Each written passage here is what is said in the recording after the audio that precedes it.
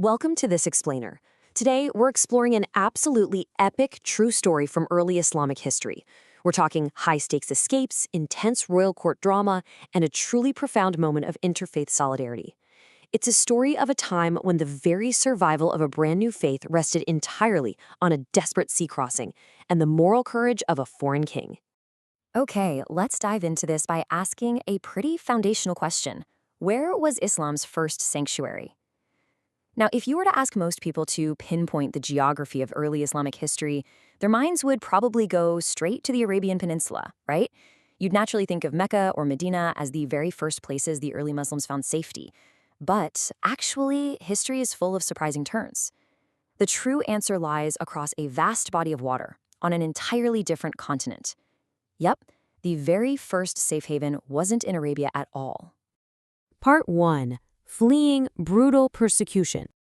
To really understand why a sanctuary was even needed in the first place, we have to look at the severe persecution the early Muslims were facing in Mecca. They were a deeply vulnerable minority, literally facing life-threatening danger every single day, from those in power who violently opposed their new beliefs. Their survival was under imminent threat. And this brings us to a core concept for today, which is hijra. Now, while that translates simply to migration, in this context, it means the pivotal flight of those first Muslims. It was a desperate escape from brutal oppression to seek out a safe haven where they could, just survive and practice their faith in peace. The stakes of this journey absolutely could not have been higher. Part 2. Sanctuary in Axum. Because nowhere in their immediate vicinity was safe, they had to look beyond their own borders to escape these relentless oppressors. They needed a place completely outside the political reach of the Meccan leadership. And this brilliantly illustrates the sheer urgency of their escape. The journey unfolded in a rapid succession of 3 distinct phases. Phase 1 kicked off with the command directly from Prophet Muhammad, instructing a small group of followers to just leave everything behind and flee. Phase 2 involved a perilous, covert sea crossing right over the Red Sea. And finally, Phase 3, arrival in Abyssinia, safely entering the borders of the ancient Christian kingdom of Axum. So, you might be wondering, why Abyssinia? What made this specific kingdom across the sea the chosen destination?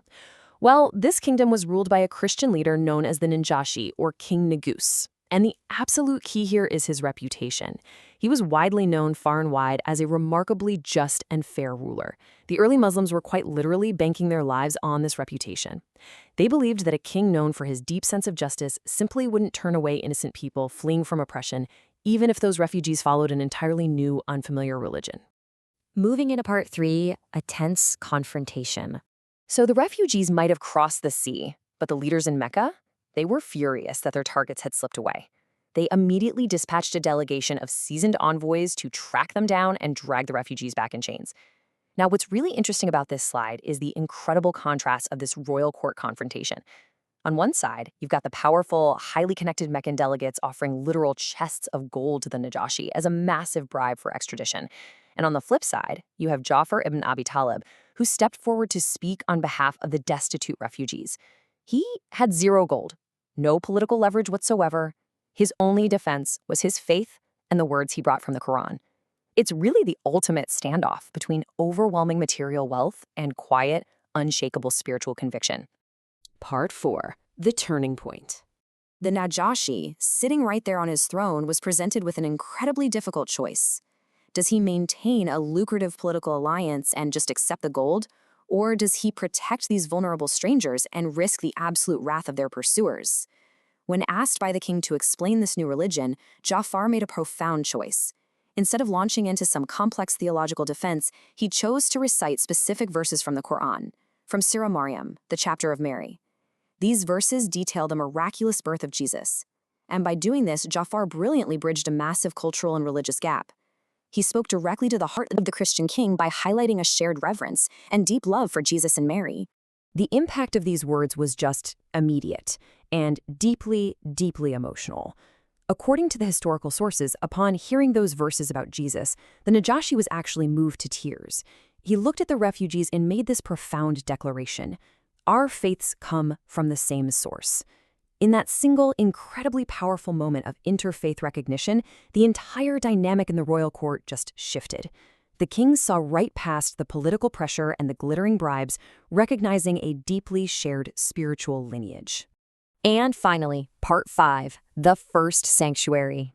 Just like that, the tension in the court completely evaporated, replaced by a firm, unshakable ruling from the throne. The refugees were no longer fugitives in danger. They were now honored guests. So, the crucial point is this. First, that massive bribe of gold offered by the Meccan delegates was completely and unequivocally refused by the king. Second, absolute state-backed protection was granted to the Muslims to live and worship freely in his lands.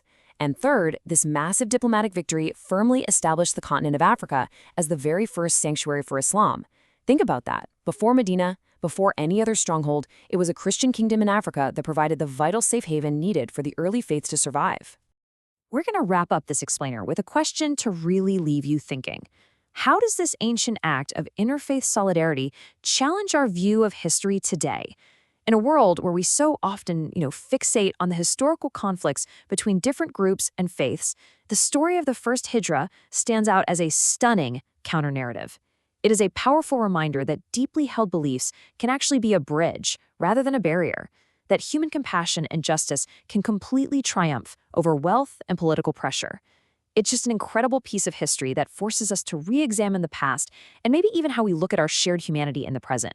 Thank you so much for joining me to unpack this remarkable story.